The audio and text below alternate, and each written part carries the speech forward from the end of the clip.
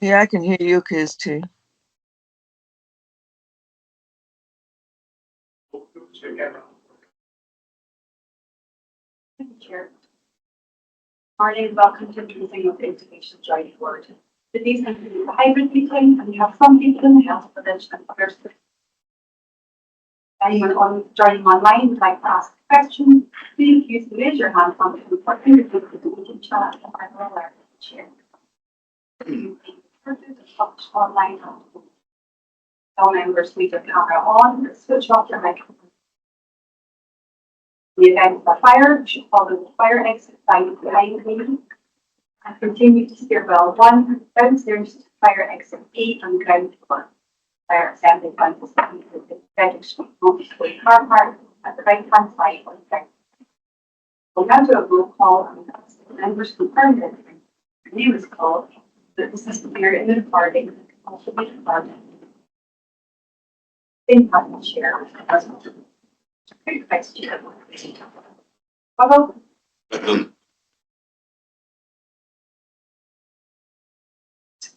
So I did say president, yeah, right, a bit of a cough, but yeah, president.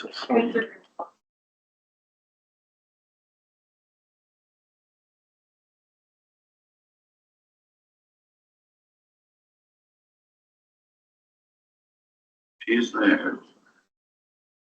Though she will be on mute. Present.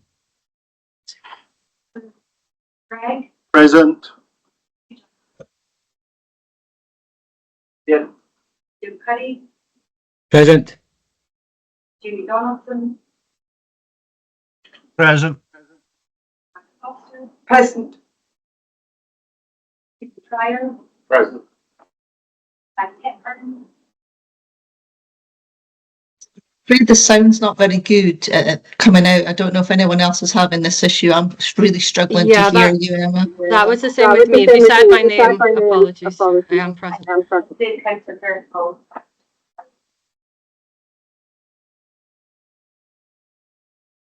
Maggie Hepburn, can you hear that better? Yeah, I am here. I'm just struggling to hear. Okay, what we can do. Caroline Howard.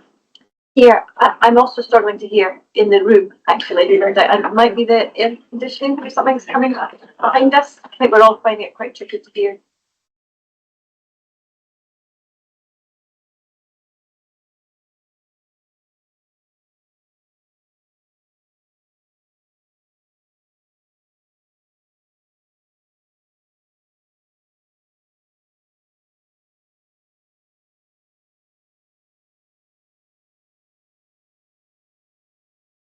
Just give us a moment, we'll try and do something about the acoustics.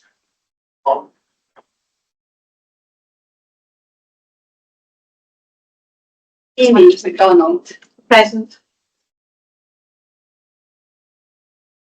Jonah McFarlane. Present.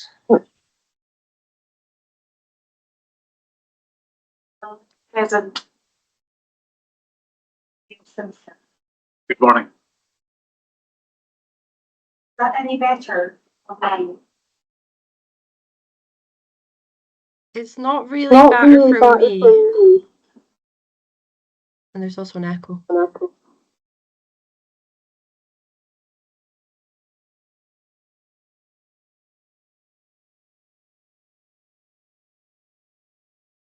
Do we get any microphones?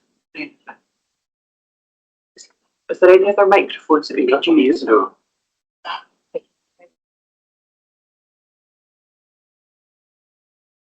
Lee, can you hear me speaking okay? Because I've got a mic in front of me. I wonder if that's... Yeah, I can hear you really well, Fiona. Yeah. Okay. So maybe just going to have to be thoughtful when people are speaking that we're near that mic. Does that got a mic as well, or is that just... So that's got a mic as well? Extend it. Check. We're just going to have to project our voices today. I think there's nothing much else we can do today, Emma. So we're just going to have to use our loud voices today. And so we can ask everybody just to be very thoughtful when they are speaking, that they do raise their voice. It's okay for me as an A&E nurse, I'm used to shouting. So I guess if we just all try and be thoughtful about that, to try and use our voices, please. Thank you. We'll but please let us know online especially and in the room if you're struggling to hear. Thank you. Sarah.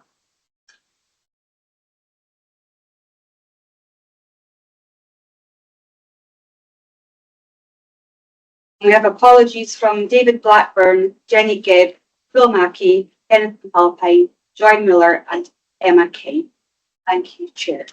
Thank you very much, Emma, and welcome everyone to this meeting of the Aberdeen City Integration Joint Board 2025 on Tuesday, the 13th of May. Pleased to see those of you who are joining us. I look forward to a constructive and collaborative meeting. I also welcome all of those in observance. It's good to be back in the Health Village. As we've already seen, there is a downside to the acoustics, and we will be working to resolve that. I would just reiterate Fiona's point. If anyone is struggling to hear, please say so at the time. There's nothing worse than getting to the end of the meeting and feeling that you haven't been able to participate fully. We'll do our level best to do what we can on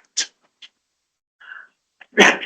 I'm not a superstitious person, but I also don't want to tempt fate, and I try not to be presumptuous. So for this occasion only, I will defer the remainder of my plans until after we have determined what might on. I hope the suspense won't be too upsetting for anyone. Moving on to item 2.1, declarations of interest and transparency statements. Are there any? Hearing none. Hearing none, I will give my usual transparency statements for ease of minuting. These are the same as the 4th of February, namely that I am a member of the Diverse Experiences Advisory Panel, named partner in the Scottish Network Health and Wellbeing Strategy, and I'm also the lived experience representative on the Scottish Government's Mental Health and Wellbeing Strategy Leadership Board. Item 3 takes us to exempt business. There is none. We content with that. Agreed. Yep. Now come to item 4.1, the appointment of chair. It's in your report at pages 5 to 8. Emma, is there anything you wanted to say on that? Chair, but this is just for the IGB to note the appointment of herself, then Pat as chair and Councillor Cook as vice chair, as stated in the standing orders. These appointments.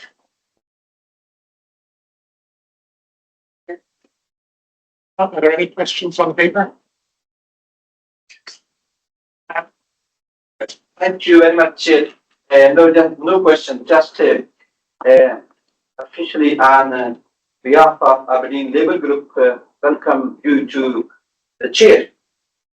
And I'm positive you to know will overcome the challenges we had for the last 2 years. And I would like to work with you to ensure IGB goes back to being at the respected and trusted IGB as it was 2 years ago. Thank you.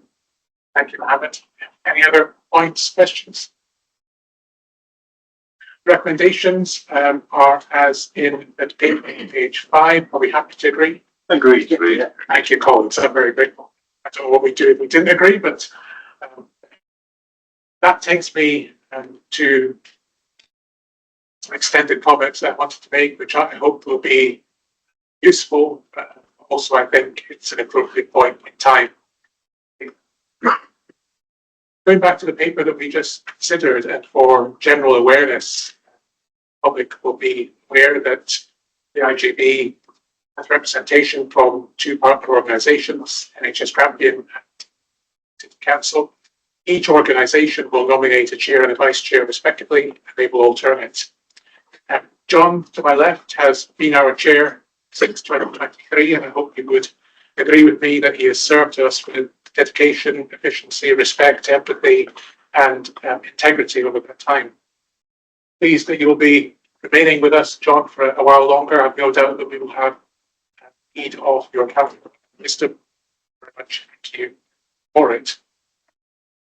Those of you that are aware of some of the work that we do outside these public meetings will know that culture is extremely important to everything we do here. Our culture work is ably led by Alison. It sets the tone of how we conduct ourselves, how we engage with partners and stakeholders. And I would respectfully submit, given our links to two active organisations across the city, it sets an exemplar for others to follow. What I've particularly appreciated about John's leadership over the last 2 years is his recognition that although we bring our professional selves to work every day, we also bring our whole selves, including the trials and tribulations that make up life, whether it's health, whether it's caring, what's happening to our families. And for some of us more than others, we need the time to deal with that. And I've always appreciated John's consummate goodwill and good grace. And although most, if not all of you, are older and undoubtedly wiser than I am in terms of experience, that understanding and compassion has been a rarity in my experience in the public sector. So thank you, John, for setting that front and centre. It is a real honour and a privilege to have the opportunity to serve as the incoming chair of City IJB. Health and social care will touch us at every point in our life, from cradle to grave.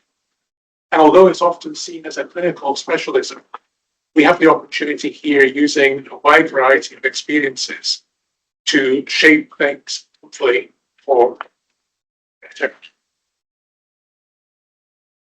I want to make a couple of general observations, if I may. John has been our chair over the last 2 years, and towards the end of that period, we have been experiencing challenging times, and I want to be honest in that those challenges will continue.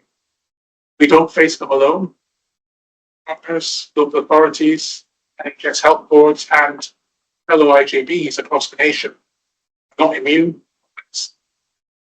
But I also believe that challenge breeds accomplishment. Should I say adversity breeds accomplishment? And I'm really proud of the kind which I believe is the most innovative since the inception of our IJB 10 years ago. Innovation and advancement, which was aptly highlighted at our recent staff conference, which is made possible by the tireless dedication, courage, and creativity of our staff, led by our chief officer, senior leadership team, our volunteers, including our lived experience partners, our partner organisations and stakeholders, and the many hundreds, if not thousands, of people across the city, making their commitment day in and day out to provide the care, support, nurture, and sustenance that the people we support deserve, demand, and require. As I start this new chapter, I want to say 2 words which are wholly inept, but which I hope will convey just a little bit the gratitude and appreciation that we feel for the work that you do. To you, I say an unqualified thank you. There are 2 observations that are quite personal to me, but the ethos behind my mentioning them today is I've always sought, in everything I've done, to do what little I can to empower other people, to lift people up, to encourage them to aim high and to reach far. I'm humbled to be what I believe, and I will gladly stand corrected if this is not the case, the first severely disabled person to hold chairship of the Everton City IJB. Equity and equality should be a universal fact, but we know, unfortunately, that there are still far too many inequalities across our communities. Systemic and individual barriers which prevent people from achieving their potential, which affect every facet of their lives, getting the best start in life, to education, to employment, and yes, to healthcare as well. I hope that by taking time to put a tag on this today, in addition with all the work that we do as an IJB, that I can encourage those across the city that in 2025, having a disability need not be a barrier to achieving potential. In a similar vein, some of you will know that I suffer from a long-term health condition. I was diagnosed with Raynaud's disease, chronic pain, in 2008. It's a variable condition. It's a chronic condition that changes often by the hour. And it's challenging to manage, particularly in what can be a fast-paced professional environment. I'm pleased that the work that the IJB has done to recognise this. With a different hat on, I've been involved in work to quantify the prevalence of this in Scotland, and also to put in place the foundations to develop better outcomes for sufferers.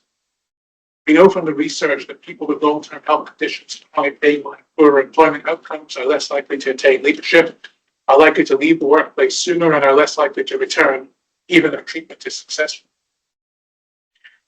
We've done considerable work in this area, and I would commend the community appointment days to you if you haven't been there. That is just one example of how we are putting people first and working to make things better. And I hope that by giving it some airtime today, I can do what little I can to encourage others in a similar position across the city that in 2025, having a long-term health condition need not be a barrier to achieving your ambition. I want to cover some basic practicalities, if you will indulge me for a little bit longer, just around the running of the meetings. I propose to break after 90 minutes or earlier. And we are at our best with rest, and sadly that's my plug closing done for today. And where appropriate, we will stop to make sure that we are able to do business in the best way that we can. You will appreciate I will have to tinker slightly with some of the practical processes to be able to chair this effectively. So please be kind to me as I settle in to this. We'll be making some minor changes to the practical arrangements, which hopefully will help things to run a little bit smoother, particularly when we get to meeting online.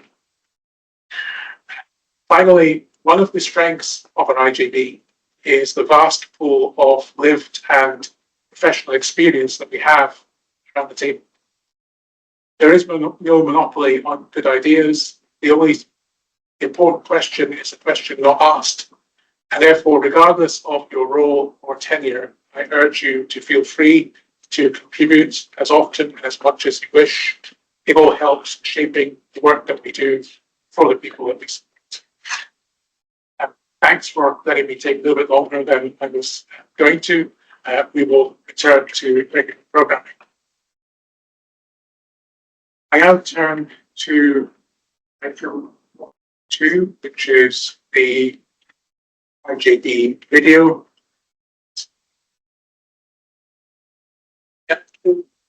This is a video which some of you may have seen before. Regarding Dennis Rose. It's a service that was specifically developed for people with learning difficulties on realization of a service gap. I think it shows actually what we can do when we look at human-centered design, put people first, when we work together collaboratively to address a challenge. And I think the impact statements that we will see speak for themselves. Can we play that, please?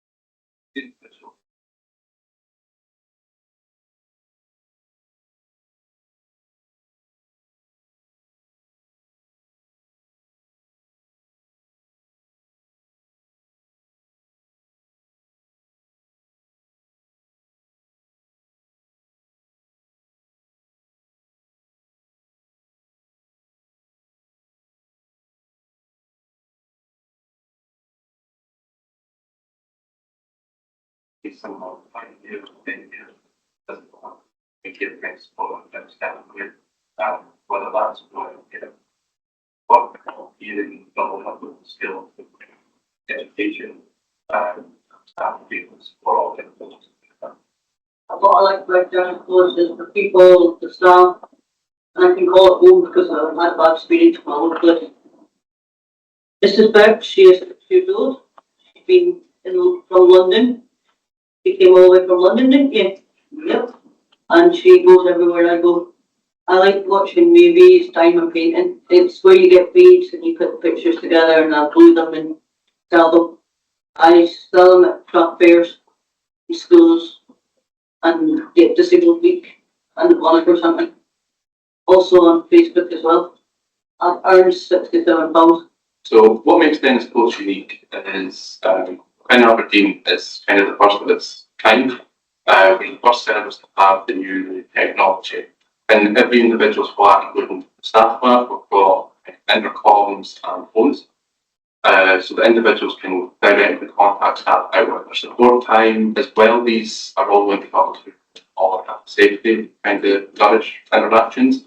We've got little kind of alarms, headless watches, kind of like follow alarms. So again, these will trigger all the environmental systems. It's just like a button press, and it's not really sensitive. All the technology, the smart technology in Dennis schools, it helps promote all the individuals' independence. It gives them the ability to carry out their day without kind of support interrupting any of their plans or kind of disrupting any as part of their usual routines. It also keeps them safe. And they feel safe using it, staff feel safe using it. And it's really kind of revolutionised the care that they receive. So was the Dennis closed for what? 3 months? 4 months, I think it is. Prior to 100, 5 months. I'm a second. Brilliant choice. Lived in a children's home for Bernardo's when I was 8. Been in a care home since I was 8.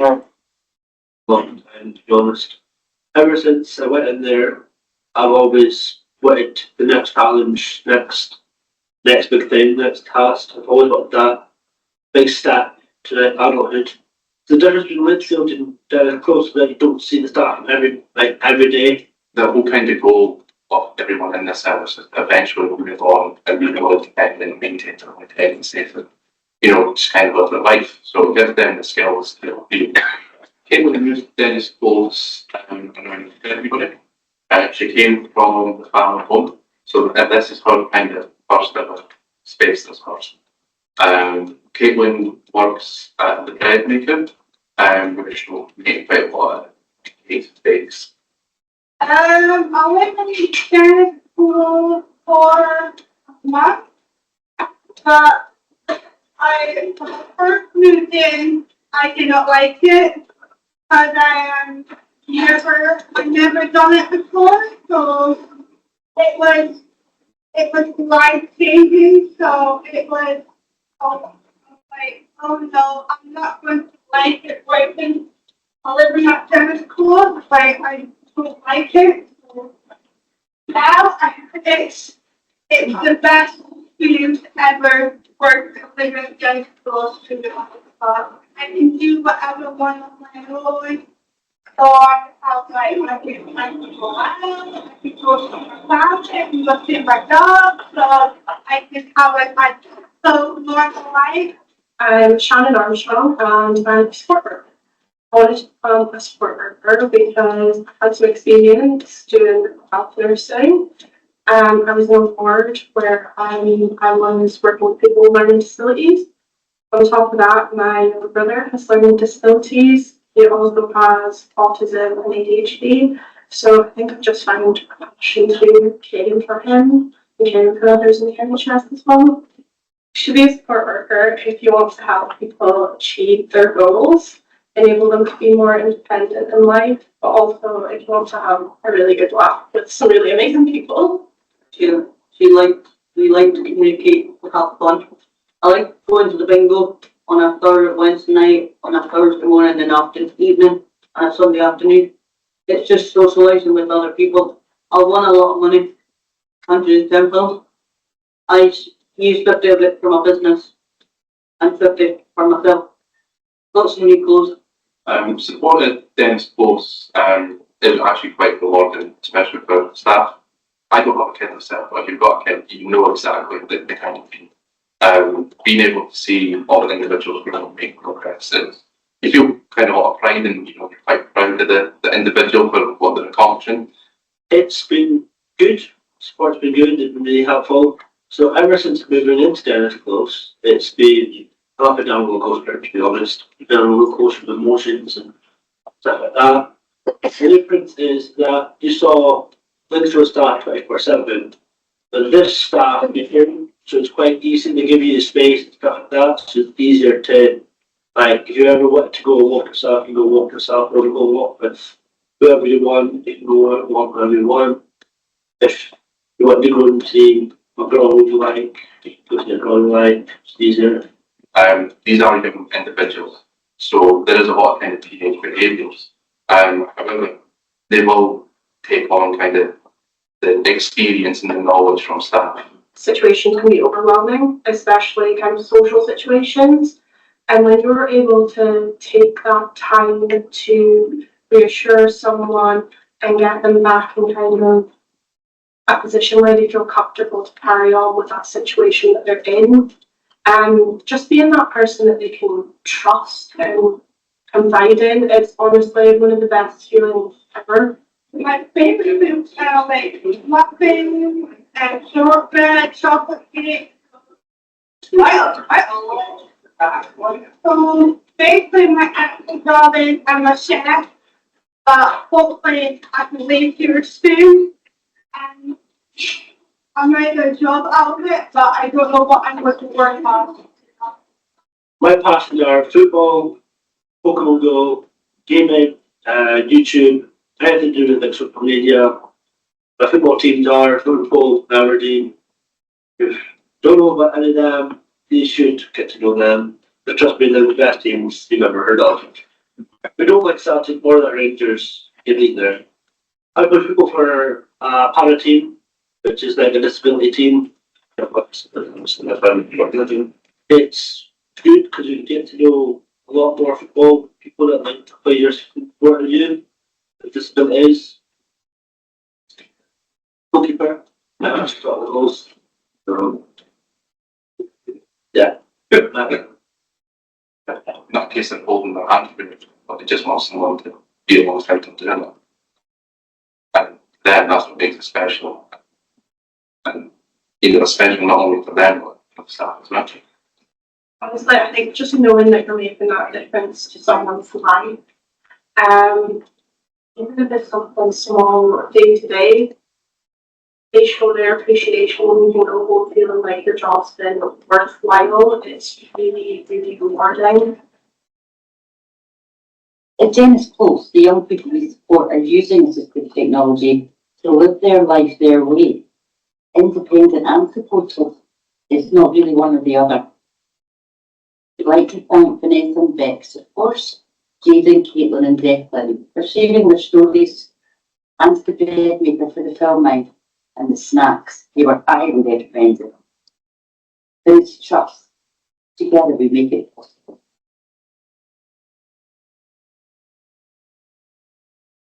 Much for that. It was a longer video than one we have had in the past, but I think the impact it's having on the young people that are supported, and the joy and the accomplishment of the staff really, I think, comes through really powerfully.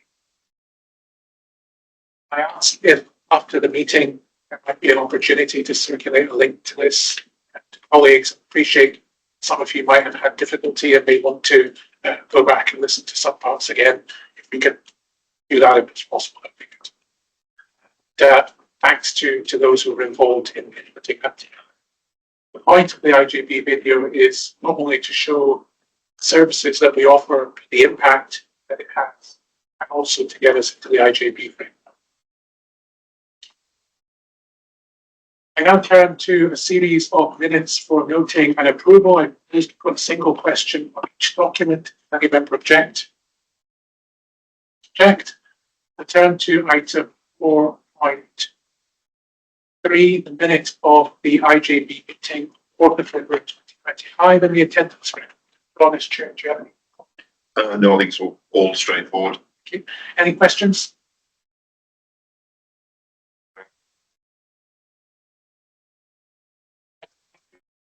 Into action point 11, abortion care. There was a report to come back to IGB in May 2025. Do you have any update on that?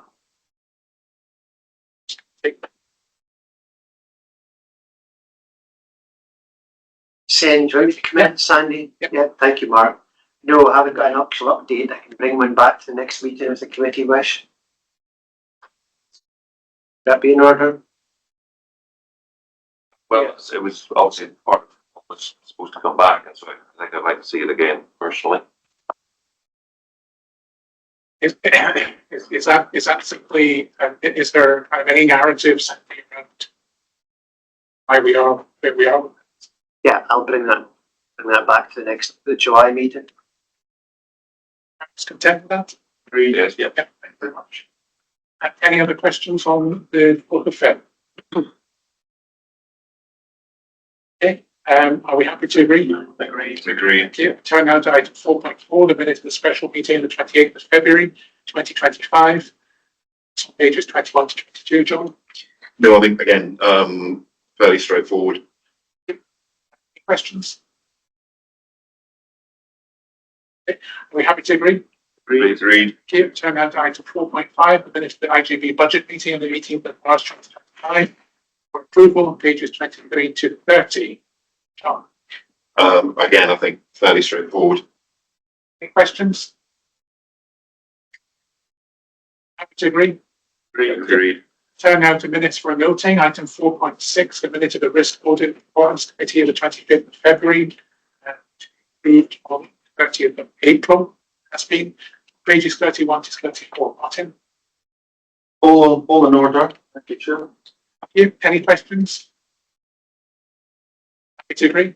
Agreed. Thank you. Item 4.7 for noting the minute of the Clinical Care Governance Committee on 11th of March 2025 for noting pages 35 to 40.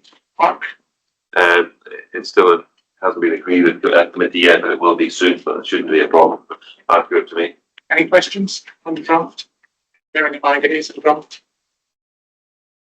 Do you agree? Agreed. Turn now to plans and future planning, and item 8 is the IJB planner, pages 41 to 44. Before I go to questions, Fiona, Yeah, thanks, Shane. So there are a number of papers that were due at this meeting that we've had to defer, or we've changed a service update because they were just for noting to the IGB, just trying to get our processes in place and that governance and make sure that we're using our Clinical Care Governance Committee and our RAPC and make sure the papers are going there if that's more appropriate. So you'll see the ones that are here for the board today, but the out of hours primary care we've had to defer, so they haven't done a public consultation for that redesign of that service. So that's why they've asked if they can delay that. They have assured that they're on target for October, which is when they plan to launch the revised or reviewed GMEDS service. But as I say, they feel that until they've done their public consultation, it wouldn't be appropriate to come and give any sort of recommendations to ourselves. So I've asked that that is deferred. The other ones are, we're going to put out some service updates. So we're reviewing our process around our service updates for the IGB to ensure that we're using a standardised template. And once they are shared and accepted by the IGB members, we will then share them on the public facing website so that there is that openness of scrutiny available to the public as well. So we are going to change the quality outcome, the progress of that, as we suggest that goes out as a service update, biannual progress report on the quality outcomes and mainstream framework, because again, they're very similar papers. So again, we'll be putting that out as a service update.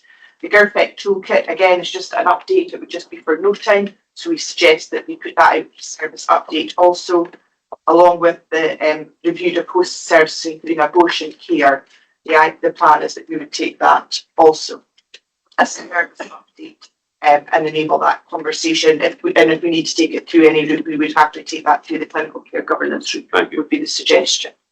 And then improving transitions again, that would just be coming here for noting. There is processes in place. And again, you could put that through if it needed any clinical oversight. We would ask that that went to clinical care governance. But that is a more robust process in place. We now have a committee that oversees that and align that as well. So the work's been done and that process is now in place. So again, it would just be for noting. So that is the option of removing some of the items from today's agenda.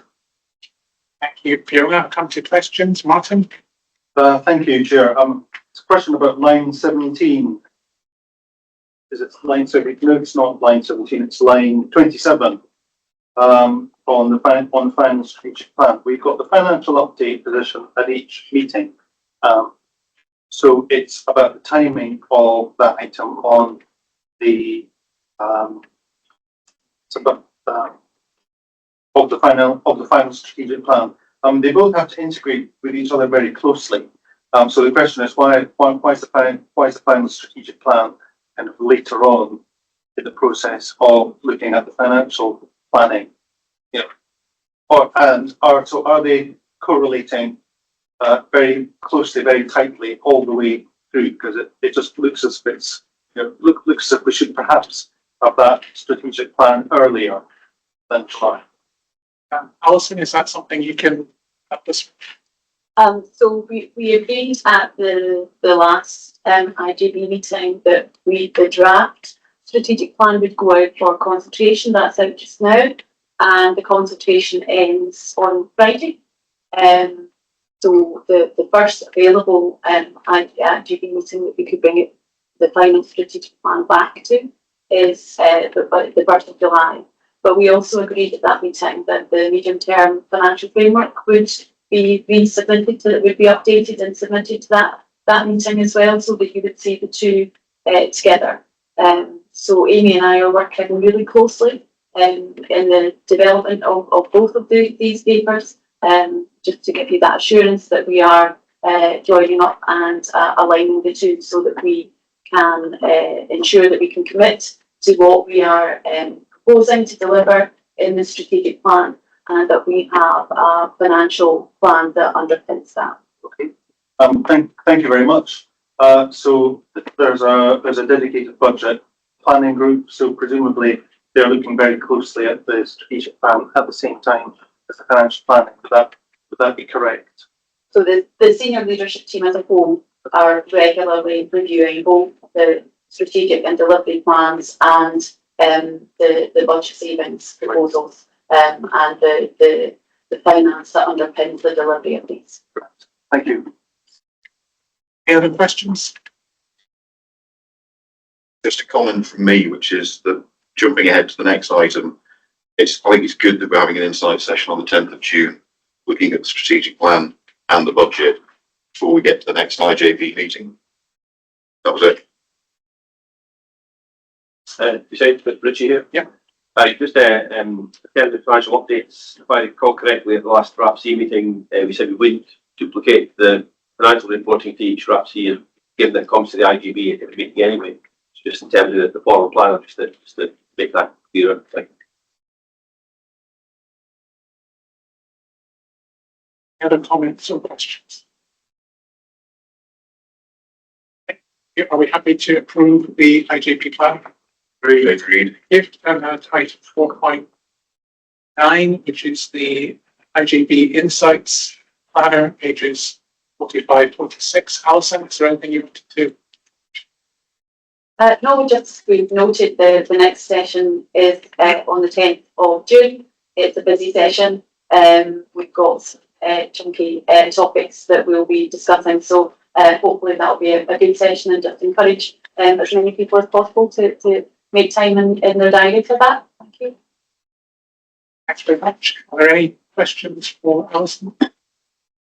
Besides Richie again, more, I guess, a comment or suggestion, like jumping ahead a wee bit as well to the finance paper, given where some of our significant pressures are around adult social services, adult social care, I wonder again it might be helpful thinking about an insight section just to get us an understanding some of the services a bit more as we progress through the year, as we make budget changes, service changes. We've got a then collectively better understanding of what that might mean to service delivery, for example.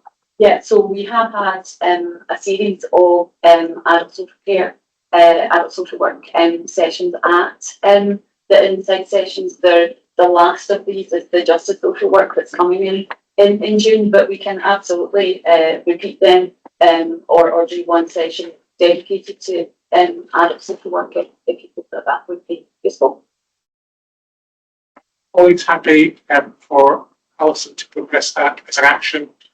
I think there is merit in it, given the audit reports that have come out recently. And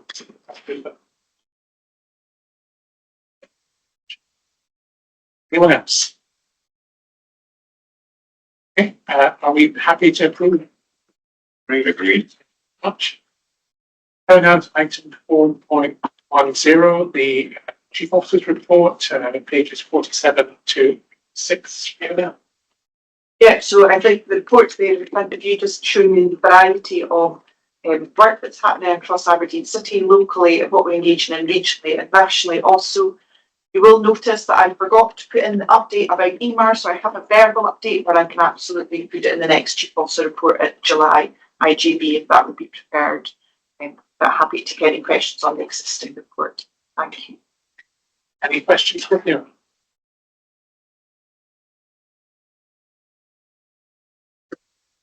Excuse me.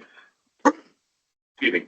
Yeah, a couple of comments rather than questions. I think it's great that Countess Wells Hub is now open.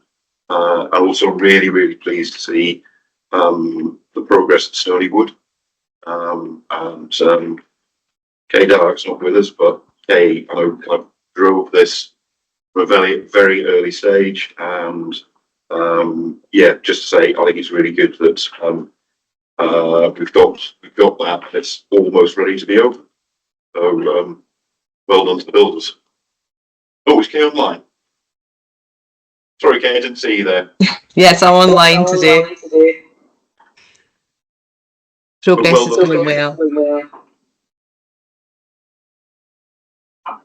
Echo that. I think this report exemplifies good work that we're doing to meet needs across the city, and that's forward to that meeting.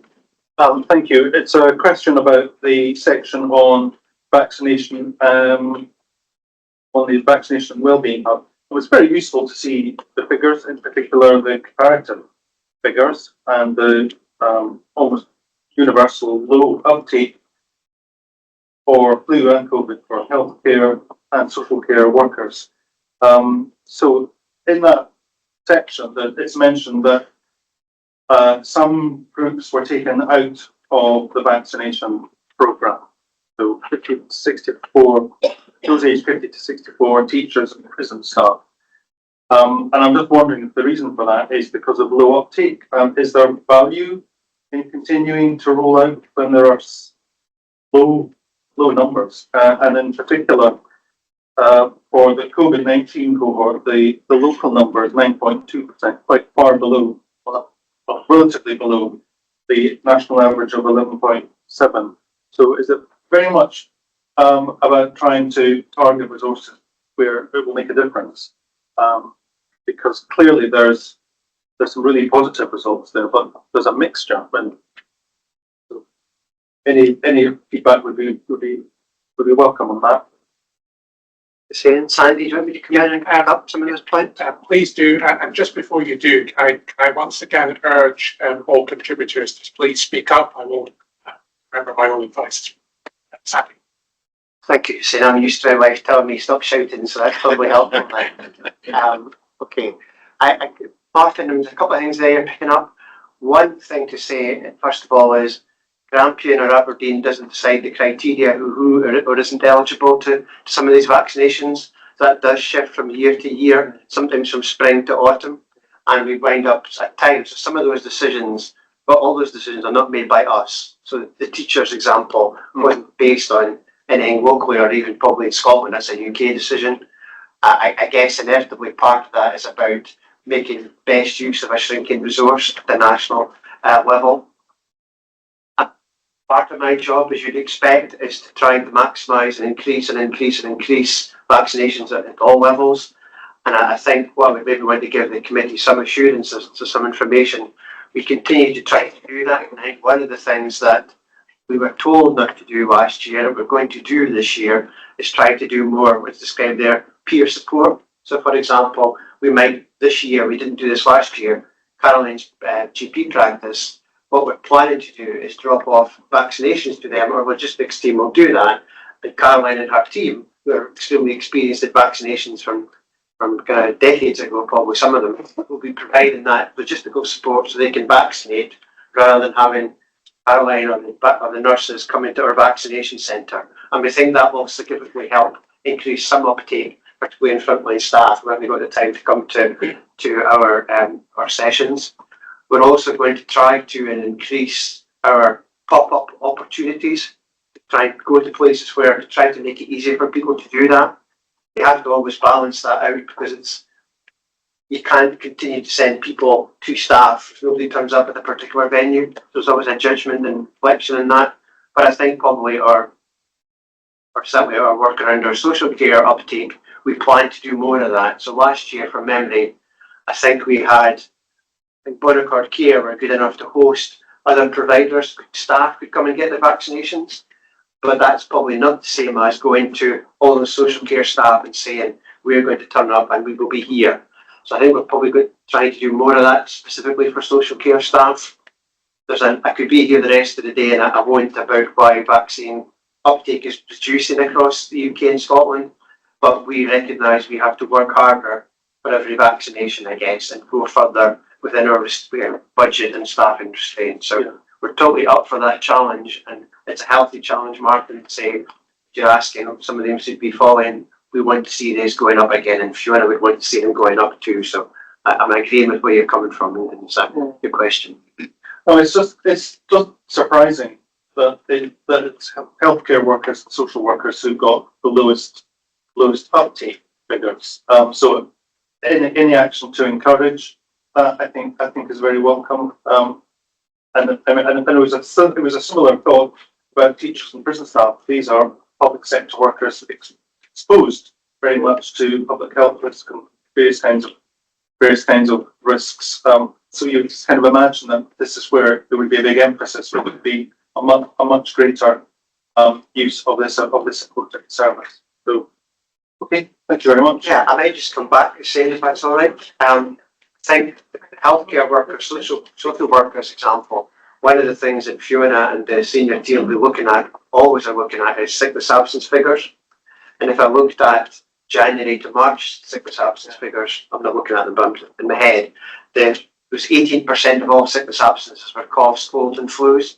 So we're already making the connection to say that's because there was a very low uptake of vaccinations, and we will want to show the leadership to increase that, because of a direct correlation. That's a really high percentage of staff that are off with coughs and colds and flus. So we're looking at some of these numbers through the lens of sickness absence now to try to make that connection and to remind everybody, whilst it is voluntary and whilst people can have their own view about vaccinations, we're trying to make it clear to people the direct cause and impact of not taking your vaccinations in terms of your job at work. Yeah. That just makes perfect sense. Thank you very much. Can I ask another question? Yeah. Discharge without delay collaborative. Some really good work going on here, and I'm just wondering if there's going to be monitoring of the numbers. So 4.2.1. There are these targets for reducing geriatric length of stay. So there's really good indications of very focused care. These are probably quite ambitious targets. Will they be monitored so that you can continue to evaluate the service delivery and maybe adjust it, maybe improve it in some way? Thank you, Mark, for your question, and absolutely the discharge without delay is a key priority for Aberdeen City, as well as NHS Grampian, as well as NHS Scotland, making sure that we get people into the right bit of the system. And probably I do need to, when Judith's sitting in my eyesight, I do need to mention the great work that they're doing in Cornhill, where they've actually seen, I know the report says 40%, but we're now at 54% reduction in delayed discharges and delayed transfers care, which is fantastic. But yeah, the aims that are listed there are part of the National Collaborative, and there is absolutely, there's actually a workshop tomorrow looking at how this is going to be taken forward within the Grampian governance structures as well, which obviously we will be key around. I have been leading on this for NHS Grampian. There's going to be a little bit of a shift, but yes, the monitoring, so we will absolutely be monitoring this. There are weekly national meetings that people from Aberdeen City are attending. But the measurement is there. I think the first one about the acute geriatric length of stay reduced by 20%. I think we're going to probably change that specifically for NHS Grampian, because we're the best in the country for that. Our length of stay is shorter by about 4 days than anyone else in the country. To reduce by 20%, I think Grampian have already raised concerns about how we do that, but what we're going to look at is our readmission to see if we can reduce that. So yes, there will be ongoing monitoring, and that report will come up through our governance committees to make sure that we are doing that. So that will be coming through Parks Committee. Very good, thank you. Any other questions? Chair, Barb, Please. I would just like to welcome the report. Thank you, Fiona, for it. And Mark stole both my questions, and I'm really annoyed now. But I just want to support him on both my questions that he got in before. So, well, thank you very much. Not at all. Mark stole my question as well. So he's obviously on good. Great minds think alike. Anyone else?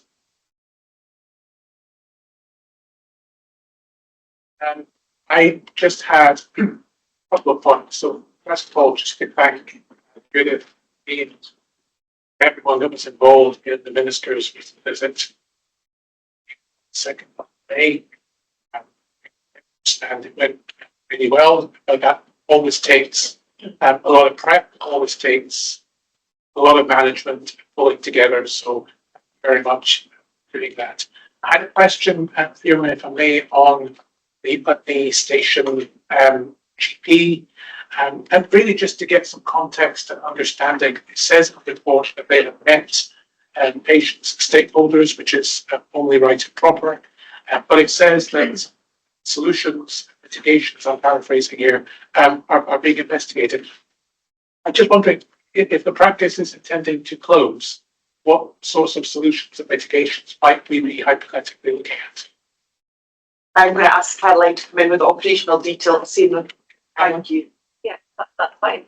And so it's expensive for them to run their branch practice, it's ultimately why they had to go back, and the practice will still own that premises, but the dispensing part of it, which I think is what you're interested in, they've been working with local pharmacies in the area to provide delivery services, and they've gradually reduced the number of sessions that they've been open and providing dispensing, and they've not seen any real change or been concerned about them closing it permanently. So it's the dispensing part of the practice that's closing, and ultimately the clinical appointments that we're providing there will cease at the same time. Thank you very much. Any other questions, or are we happy to note taking us on page 7? Noted. Thank you very much. Now to finance, item 5.1, the year-end position update and report on pages 57 through 64. Amy. Thanks, Chair. So this report, I'm going to give an update on the year-end position, how 25-26 is looking, and some budget changes which we're looking for approval for.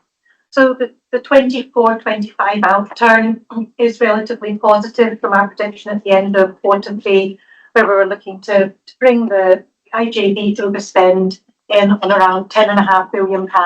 And I'm pleased to report that we did achieve that result. Slightly negative variance of £36,000, but when you're looking at such a large amount of expenditure, I feel that's a reasonable result at the end of the year. And as part of that process, we went through and reconciled the reserves position thoroughly, and we found that there was slightly more usable reserves than we had previously considered. That's not by any degree of failing on any part. It's just when we looked at the detail of the allocated reserves, how the money had been used during the year, there was a small amount remaining, and we took that unallocated reserve and applied it across the overspend position in the year. The impact of that was to reduce the contribution that PATH has made, which was agreed by the special IJB on the 28th of February. I've just put in some tables where you can see that although we had an overspend of £10.5 million, the integration agreement requires that one of the options for resolving the in-year deficit is for partners to contribute, but jointly to resolving that deficit position, which, as you can see, we had contributions which were gratefully received from NHS Grampian and Aberdeen City, which supported the payment of that deficit position. And also, as a consequence, as I've said, that we've used all the remaining reserves that the IJB had available. So a relatively stable outcome and position from quarter 3 to quarter 4. At the moment, we're spending a lot of time going through the year-end position. It's really important that as we move into 25-26, And as a result of any year-end position, you have various one-off transactions that occur in the year, not just at the year end, but can happen throughout the year. So we're just working through that position just now, but it is positive in respect of what we see for 25-26. We do not see any detriment into the budget that we put forward. There might be a little bit of positive when we've walked it all through. As I said, there's a lot of work going on just now, working through the year-end position. So where are we just now? Well, sorry, I should reflect on the year-end first of all before I move on. When pulling together the result, I think it's important just to reflect on what the overspends were. So we had an overall overspend of £17 million in the year before we used the reserves. And you can see in the commentary at 4.4 that our largest overspends occur across adult social care and learning disability, and is particularly across the commission services in those areas. Our budget plans for next year, we have highlighted that we are looking in detail at commission services because it's really important that we get a good handle on that degree of expenditure. The system is already fully loaded, would probably be a good way to describe it, but we hope through going through that review, we drive out the opportunity for efficiency while still protecting those frontline services. While reflecting on last year, it's also important to note that there was a change in budget position for prescribing. During the course of the year, adult social care passed budget over to the prescribing budget. Nearly £6 million worth of expenditure went through. At the time that transfer occurred, it was anticipated that there would be significant savings driven from the adult social care budget. As we went through the year, it became clear that that wasn't going to be the case.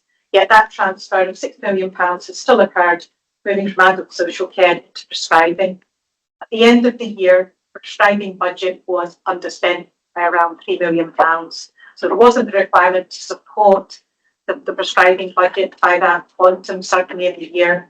And as part of this paper, it's proposed that the budget adjustment is reversed into the 25-26 year, so that the balance is restored back to the original position. And I'm sure you may ask me questions on that, and I can go into further detail as a complete presentation of the paper. Kind of concludes, if you like, 24-25 position. Looking at 25-26, we highlighted the requirement to save £14.4 million, so a considerable sum of money. We've reached the end of period one at the end of April, and period one is really not a period we report on. We report the cash expenditure, but we don't look at what the actual spend was, really, because we're all busy working on year end, and that is just the way it is across all organisations at the end of period one. So there's nothing unusual with that. It will be at the end of May when we look at period two, where we'll get our first view to how we're performing this year, and I'll bring that back to the July IJB. In respect of how we're progressing just now, we've got good confidence over the majority of savings, where we're really looking to identify opportunities across our commission services, which have a significant proportion of expenditure, looking in at around £140 million a year. We've looked at around £25 million just now.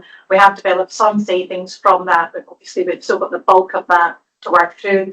We've got a budget session set up tomorrow lunchtime where we're going to look through that and understand really well how we manage our budget from a bottom-up build. Normally budgets across most organisations are rolled forward each year across most areas, which is a really reasonable assumption to take. But for our commission services, we're going to do that bottom-up build. So every single month, we hope to be able to see the expended across each of our commission services contracts. So we are absolutely on it as we move throughout the year. I think that is the best way that we can manage our expenditure. And as you can see, that represents, if you like, our £3.3 million worth of savings. So we want to be really across that, because those will be areas that we look at, not just across 25-26, but also 26-27.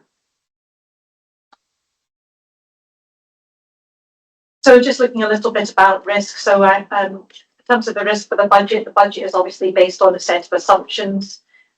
As I've said, that we have good confidence across the bulk of the savings that we're looking to deliver, but it is that commission service areas we're going to focus more on as we throughout the year. Again, there will be a further update which is brought to the July committee, and the July committee brings quite a lot of financial information. Alison's already talked about the strategic development. The medium-term financial forecast will absolutely underpin the delivery of that strategy.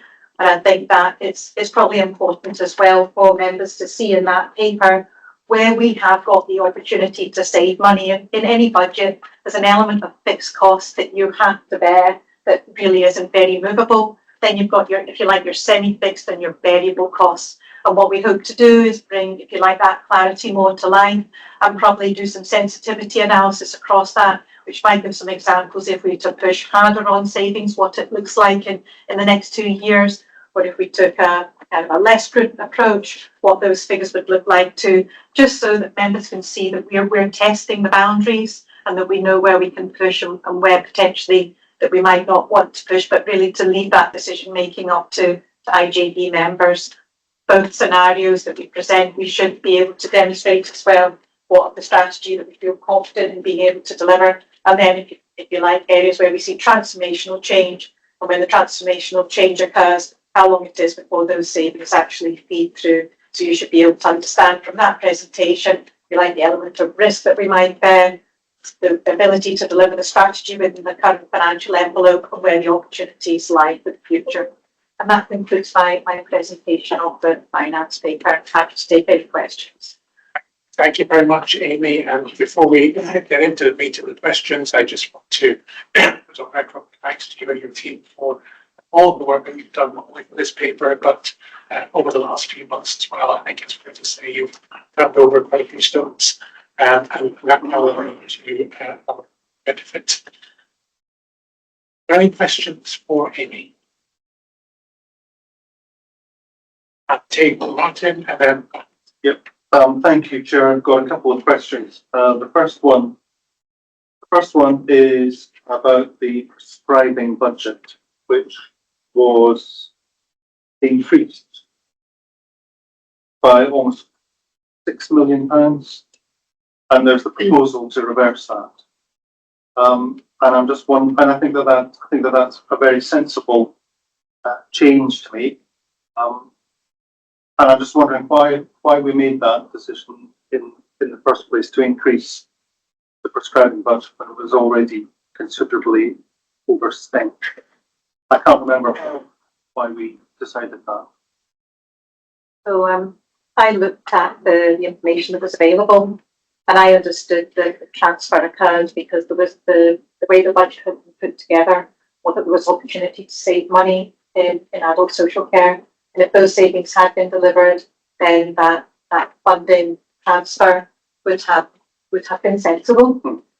The adult social care budget had been overspent in previous years, and it was quite a challenge to deliver the level of savings which would be required to bring the budget into balance and then fire over £6 million into prescribing.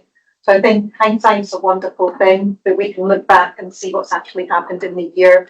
But I think to restore balance across those two budgets, that it is a reasonable opportunity to move that funding back. It has no impact on the overall IJB position, but what it does do, it highlights the balance that we need to maintain between the ledgers that we manage across NHS Grampian and Aberdeen City Council. Thank you. I would imagine that going forward, we would want to strategically reduce the prescribing budget for various reasons. One, that it has been overspending, and in some respects it appears to be out of control. So further focus on that would be very helpful. I think it's right to focus absolutely on commissioned care. That's where we've got the really serious financial challenges, but further scrutiny of the prescribing decisions would be really helpful. I think that would be useful for dealing with our budget cross pressures. And could I ask a second question, please, about 4.7? So savings have been achieved in relation to staff, property savings. So good results, targets achieved. And I just wondered, is there not a case therefore to stretch our aims there? Is there more that could be? Could we be more ambitious, particularly in relation to property savings, which are relatively modest? But if we're managing to achieve these, then should we not be going beyond what we're aiming to do? Particularly given that we're in unprecedented financial cost pressures. Yeah, so absolutely, I think that as we move forward, that we should have a high degree of savings that we want to try and achieve in order that we can absolutely guarantee making £14.4 million worth of savings. The work that we are doing is across all ledgers. And your point on prescribing, which has been quite reactive up until this point, the data collection that we're doing going forward should allow that to be more proactive. It's already moving in that direction, but I think there's an opportunity to move that forward, particularly as I regularly see the poster, 10% of prescribed prescriptions are thrown away. And that's £5 million at 50 million, approximately £50 million we spend. So how do we get a better handle on that? So there are lots of opportunities that we can explore in that area, and information that helps support why we're prescribing certain medications. That can only improve that position. Certainly, we shouldn't just be adding on money to that budget every year without questioning how do we prevent wastage and how do we prevent opportunities. It is difficult, but now we've started down that route, it's possible. The savings that we're developing just now, as I've said, I think particularly across adult social care, when we do that bottom-up build, it means that every single budget manager that has a commissioned cost in their budget will understand every single month what their expenditure is in relation to the contract value that they have. And that's why implementing a new process, it will really help people understand their budgets, and they should be able to explain why there's a variance. And then variances over a specific level, they'll have to provide a written explanation on that and what they're doing about it. And that is not really that we're, if you like, Big Brother's watching you. It is an absolutely recognised process that to get good budget monitoring, we need to understand why we've had variance and how we bring that down. So it's not just that we're going to look to ANZ to deliver those savings. We have to manage our budget spend as we go along as well. So it's a two-pronged attack. And absolutely, where we can develop savings, and I think Stuart was around earlier, yeah, we will absolutely be looking to deliver those, particularly across property. Property sometimes is a lag identifying the saving and being able to deliver it. So we may see more savings coming through 26, 27, but that work can continue now. And in essence, over the next couple of months, what we would hope to do is start the work on the savings for the following year, the 26, 27 year, because we've come to this year with savings to generate in year. We need to get ahead of that so that we're delivering now the savings we want to make in the future financial year. So it's not something that we can take our finger off pulse on. Certainly the processes that we're going to set up now will be really helpful for managing costs and achieving savings that we're looking for. Thank you very much. I'm really encouraged by Amy's response there, and I think that the upgraded structure that we have, that the budget focus group is working on, aligning the strategic plans with the midterm financial structure and the overall financial planning, that will give clarity to budget holders about how they're managing their service. So yeah, that's really positive. Thank you. We'll go to Mohammed, then Richie, and then John. So Thank you very much, Chair, and thank you very much, for your report and what you responded to me yesterday. Just one question. On what date did you inform our City Council there would be overspent how much? So there's a formal process to go through as part of the journey throughout the year. It was very visible what the financial result was to Aberdeen City Council. So when we were in quarter three, there was awareness of what the end of year position would be. We had a formal IJB meeting on the 28th of February where we discussed what the position would be and what the contribution would be from each partners. And then when we came to the end of the year, I wrote formally to the Chief Finance Officer of both NHS Grampian and of Aberdeen City Council to request the funding that's come into the IJB to balance the 24-25 year. So it's not as if it's been a position that we've been sharing throughout the year, but there's a formal governance process that we have adhered to as well through going through that process. Thanks very much, through you, Chair. Thanks very much, Henry, but please confirm the date. Was after Q2 budget, before Q3, after Q2, and it's permanent amount you indicated. So I think the Q3 IGB paper was discussed on the 4th of February, and prior to that, there was a consultation period, and also we had myself and Fiona as Chief Officer, we had a formal performance review with Aberdeen City Council, senior management team, and also NHS Grampian, and we discussed the outturn position at that meeting. That was the quarterly performance review, which was in January. We can look back and give you the exact date. I think the position changed between Q2 and Q3. I think when we were in Q2, we kind of recognised that we weren't actually perhaps on the original target, which would have been break even for the financial year. And during Q3, it became clear that we were looking at a £10.5 million deficit at the end of the year. And we were very fortunate that as we moved from Q3 to Q4, we've managed to stabilise that position. And certainly we kept strong communication lines between NHS Grampian Chief Finance Officer and the Chief Finance Officer at Aberdeen City Council throughout that process.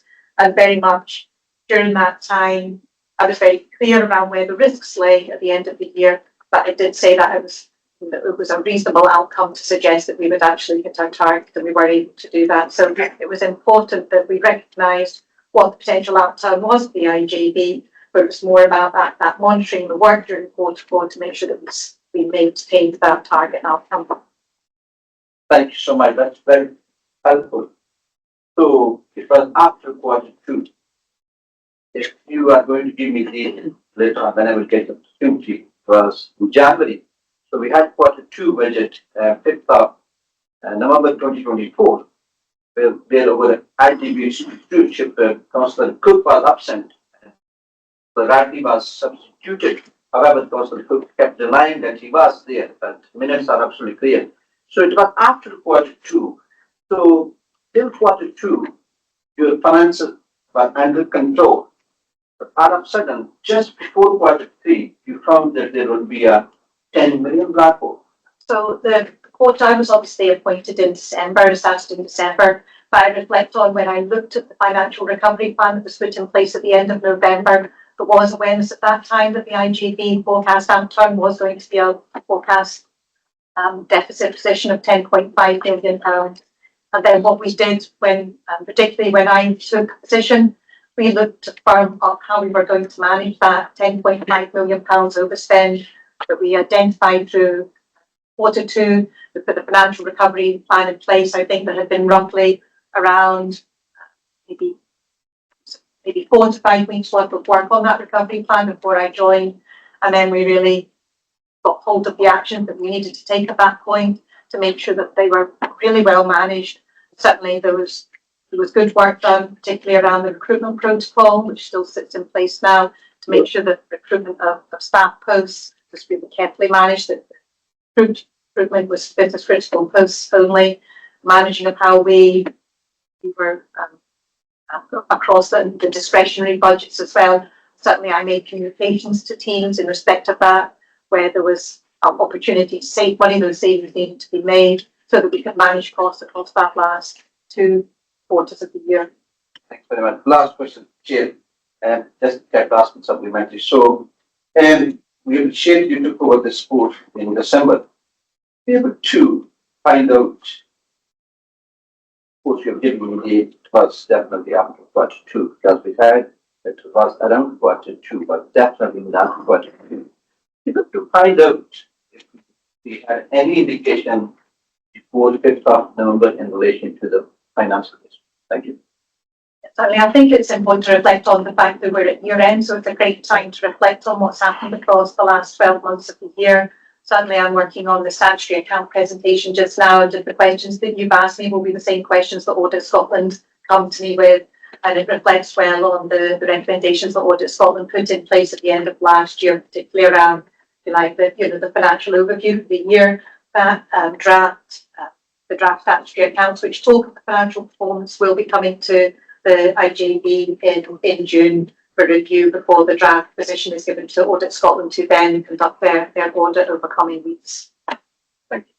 Okay, go to Richie, John, and then Richie. Yeah, thanks for saying. A couple of comments and maybe 3 questions. Just in terms of quarter 3, quarter 4, stability, just to, I guess, acknowledge the importance of that and say well done. I appreciate we're not quite there in terms of the year end formally yet, but that can often be a tricky period, especially around about social care spend at that time of year. So the fact that it's stabilised to the extent it is, and hopefully that's going to be confirmed when we get to the final position, would be great. The questions I had, prescribing, I think, again, Martin, do well today, mostly kind of dealt with my question. I guess just to follow up, I guess it's just a simple question about trying to get the right budget for the right service area. So it's just kind of put it in, take it back in its entirety. I guess what we're hearing is you saying you just want to get the right budget for the right service area, and this would allow us to do that. Just simple terms, is that fair? Yes, that's fair. I think it's to restore kind of the balance that we have, across the ledgers that we manage. So essentially as I've explained, we predicted an outcome that didn't occur. So we then really look at what actually happened that we forecast. Is it still legitimate that we would want to do that now? So reflecting on that, the proposals put forward that we wouldn't have carried out that transaction, that movement, if we'd known that we weren't going to save that money. And that's why the proposal's in place to reverse that position. Sure. Can I just come in on that point? I think when we the retrospective scope is always a wonderful tool, okay? When we look back, we've had seen a projection on prescribing that had been fairly exponential at that point in time, and I think that's where the decision was made that we were going to transfer some more budgets across there. I think we have to reflect that actually the prescribing has come under control. I think our primary care prescribers took a lot of effort into that and switching drugs, and we did a workshop on it actually. So I think we have to commend that they probably did a good job in bringing that back down again. So I think that's a reasonable adjustment, but I think we made reasonable decisions at the time. I'd say it doesn't have an overall impact on the budget, but it does in the final end. But I think it is realistic. But I think we need to keep a close eye on it and continue the trajectory that we've been doing on the primary care side. So I think that's probably where we got that history from. It's what I recollect. Thank you. Yeah, thanks. Also in table 4.7, and the savings there, and it's good to see that summarised there. There's quite a number of reviews, again, as Amy's going to reflect the work in progress just now, and my question, I guess, for 25-26 is, given that reviews can take a bit of time, I guess with that confidence in terms of saving that level of savings in 25-26, and I do know some of this will flow through the 2-year plan, if you like, but I guess how confident could we be at this stage in terms of achieving that level of savings, given that the reviews are still live? I think it's reasonable just now to say that savings is achievable. And certainly over the next 5 to 6 weeks, we'll have better information on that. So we're looking at it from a number of different angles. We're looking at it from, if you like, the overall perspective, where we look at the contracts that we have. We're doing a review of people's care package so we can understand what care people need. And then we're looking at the way that our contracts are structured just now. And if we structured them differently, understood how that overview of that contract consists, is there a more efficient way of delivering the service under the existing arrangements that we have? So we're looking at all areas to drive out the efficiencies that we need to make our savings this year. Okay, thanks. And final question, thanks, Suzanne. And can does that flow through any reference to the July meeting in terms of getting a bit more detail perhaps around the savings plan for this year and beyond? And I guess it's just that ask that I think it's important for us in terms of our collective responsibility, in terms of that assurance, that scrutiny of the budget and the progress, that we see those, again, a bit more detail around the savings, just to give us the understanding about what it actually involves, and I guess some confidence that it will save what we think it will save within the timescales that's allowed.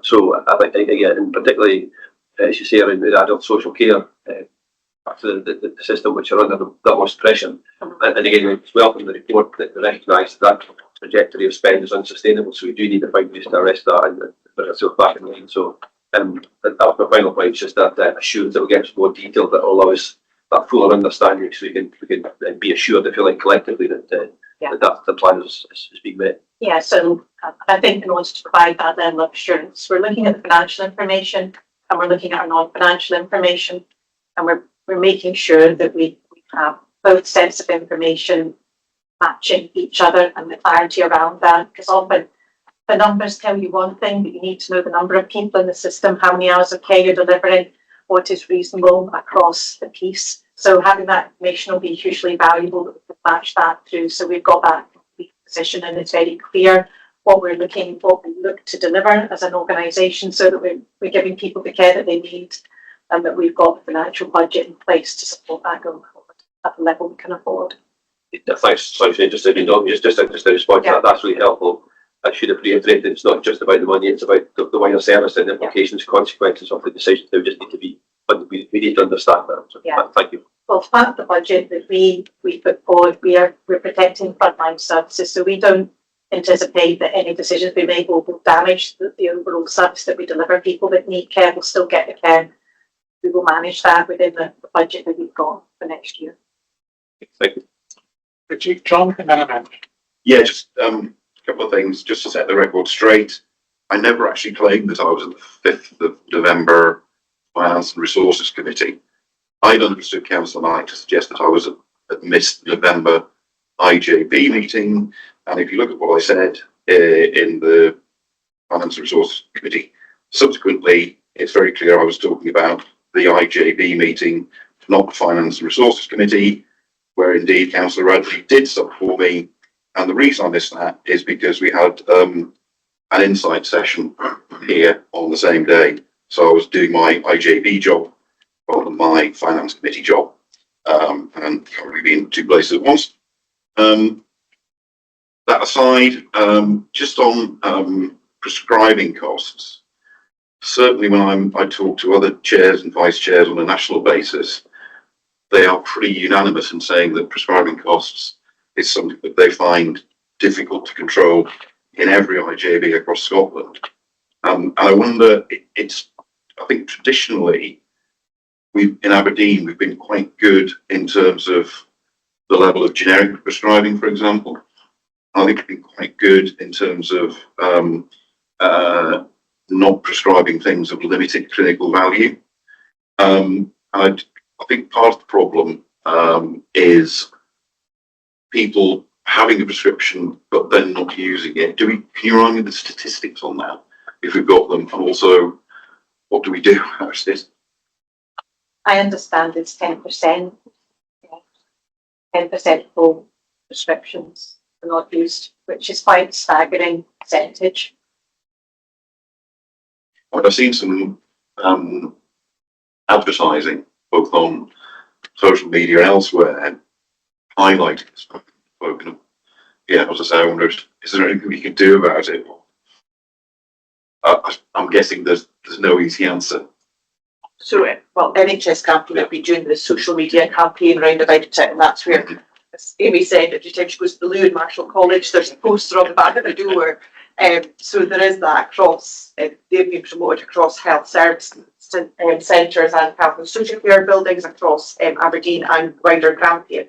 So there was a commitment from NHS Grampian about that campaign, and they did get some money to do like television campaigns as well. So they are trying desperately, and absolutely Caroline's here in Stephen, who are know from a medical point of view that they are trying to manage that prescribing to make sure. But I think there is something about our local population coming with us on this journey, and exactly that, we're wasting £5 million on prescribing just in Aberdeen City alone because medication are not being taken. We can only do that along with our population to be thoughtful when they're asking for prescriptions and the like, that they are being thoughtful about what they ask for and not just the stuff. No, that's Go to Amanda. Thanks. That was to do with the sort of the consequences. You were kind of saying, Amy, that one of the things that seems to be quite a bit of overspend is the social care. It concerns me because if that gets cut anymore, I think it really could have a bit of a detrimental sort of consequence to people that are having social care. Ian, do you want to start us with that one? Because obviously very thoughtful about our social work responsibility and our statutory duties. Thank you, Fiona. Chair, just to confirm that I think the task of a social worker is to assess need and to, within a statutory framework around it, it's not to assess want. And I think we have to try and separate the two out, and that's tricky. And that's the role of the social worker, is to assess need and to then arrange a package of care to meet that need and review that package so that it continues to improve the life opportunities and life outcomes for the individual concerned around that as well. So that has to be, that legal framework is not going to change.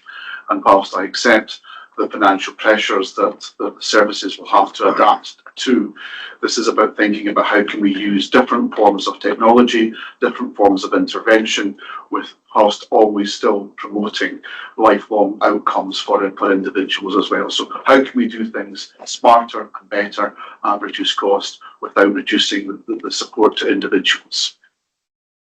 Thanks. Any other questions, Brenda? You can no. Okay, it is, so we now move to termination. Do we have any amendments? Thanks very much, Chair. Yes, I have my amendment, which is supported with the. So it is 11:27. I propose that we break until 11:40, partly so that I can do my job properly and make sure I understand what I'm supposed to do and fit into this procedure, and I don't get rattled, of course, from legal colleagues, and partly because we are running up against the time frame. So if we come back at 11:40, and we'll deal with the amendments.